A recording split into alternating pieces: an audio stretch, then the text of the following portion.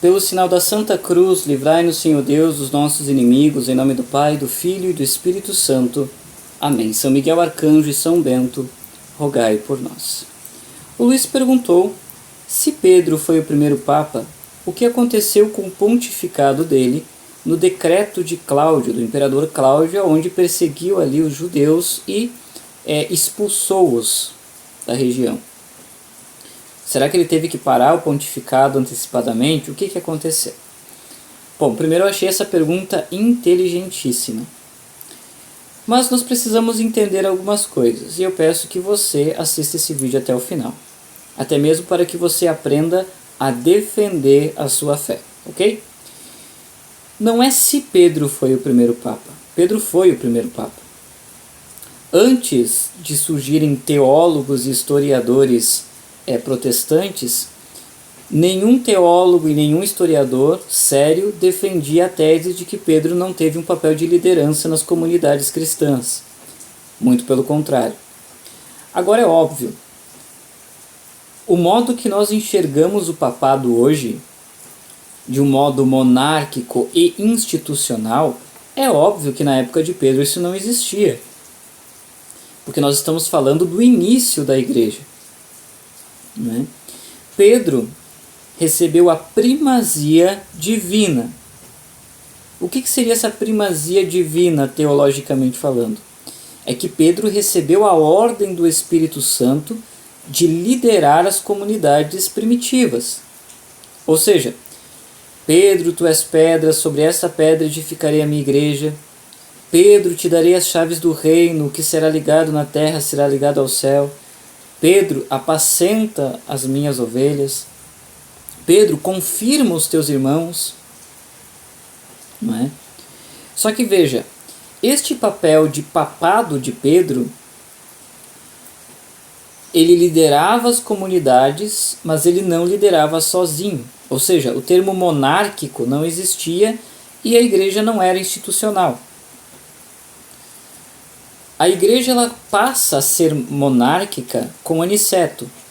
Entre Pedro e Aniceto passou ali 10 papas. E o que esses papas então faziam que não eram monárquicos? Eles eram presbíteros que cuidavam da parte governamental das comunidades romanas. Então, em termo monárquico, Aniceto então é o papa monárquico. Agora, em termos de reconhecimento institucional e monárquico, nós reconhecemos o Papa Leão Magno, que inclusive decretou que a sucessão petrina, a sucessão apostólica de Pedro e assim sucessivamente era legítima. E, claro, ali atacou os valentinianos. Então veja, o papel de Pedro era governar a igreja pela primazia divina, mas ele não governava sozinho. A igreja passa, com Aniceto a se tornar ali monárquica e com o Papa Leão Magno, então, ela é monárquica e institucional. Então a igreja reconhece que houve esta evolução de papado. Então, se algum católico determina, por exemplo, que o papado de Pedro era um papado monárquico e institucional, este católico não sabe absolutamente nada da sua igreja. E acredito que esse é o problema dos protestantes entenderem. É óbvio que Pedro não era o Papa cujo qual nós conhecemos hoje, porque nós estamos falando da igreja primitiva, nós estamos falando do início da igreja.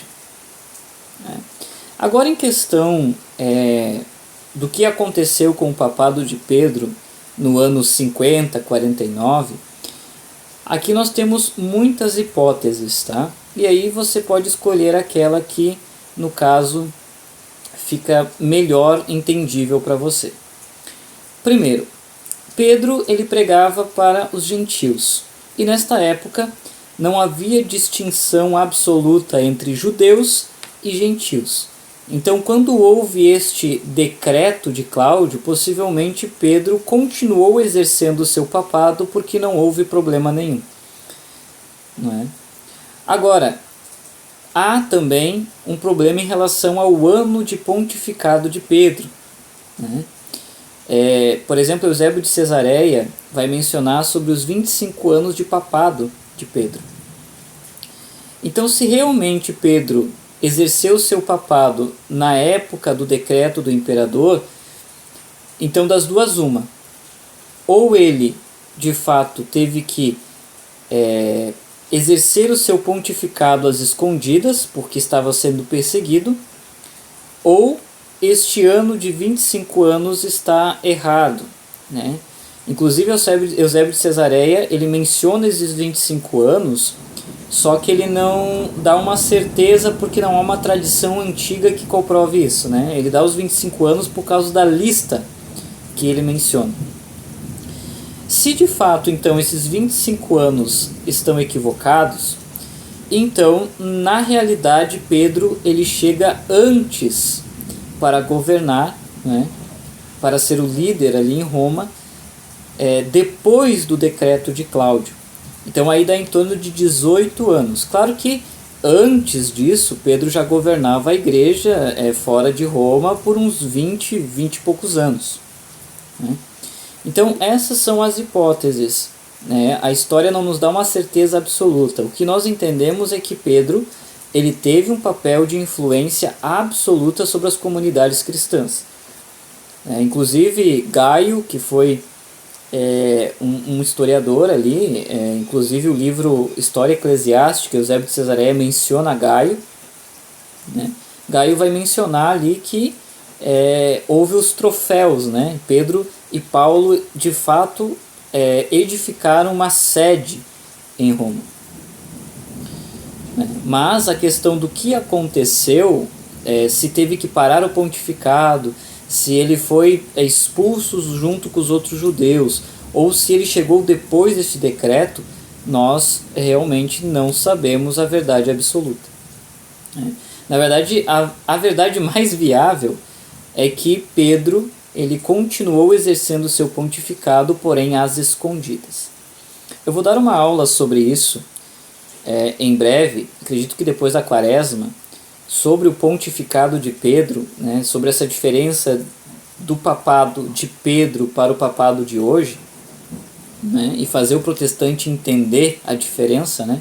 Ou seja, o protestante não conhece a história nem dos primórdios da igreja, né? Aí eu peço que você assista essa aula, vai ser de suma importância para você. Então, resumidamente, Pedro governou pela primazia divina, ou seja, ele governava, ele liderava a igreja, mas ele não liderava sozinho. Aniceto, então, é o Papa monárquico e institucionalmente, monarquicamente, o Papa Leão Magno, que inclusive fez o decreto que a sucessão petrina, né, a sucessão apostólica depois de Pedro, sucessivamente, era legítima. Espero que eu tenha sanado sua dúvida, Luiz, né? E aí você escolhe qual hipótese, no caso, se encaixa melhor no contexto. Que o Senhor nos abençoe.